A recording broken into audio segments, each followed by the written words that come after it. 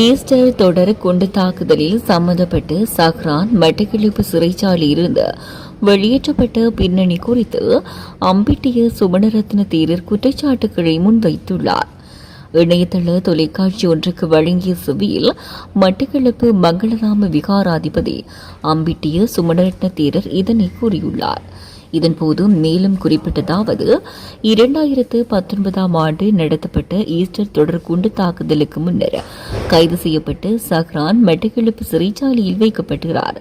சஹ்ரானை சிறைப்படுத்த தீர்ப்பளித்த மட்டக்களப்பு நீதிபதி பின்னர் விடுமுறையில் செல்கிறார். அவர் விடுமுறையில் சென்ற 2 நாட்களின் பின்னர் அவருக்காக பதில் நீதிபதி சேவையில் இருந்தார்.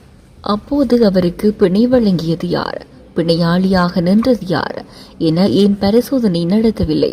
பிணை வழங்கிய பின்னர் சஹ்ரான் எங்கு சென்றார் தொடர்பில் ஏன் விசாரணை நடத்தப்படவில்லை?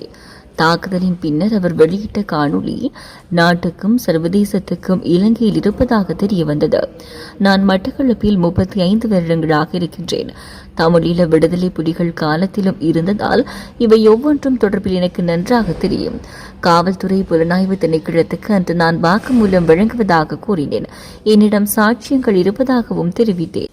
மேலும் ஆனால் யாரும் எனக்கு சந்தர்ப்பம் வழங்கவில்லை. அன்று நாங்கள் கத்தி கத்தி சொன்னோம் இவ்வாறான குழுக்கள் உருவாவதாக. ஆனால் அன்றைய ஆட்சியாளர்கள் அதை கணக்கிலும் எடுக்கவில்லை என கூறியுள்ளார்.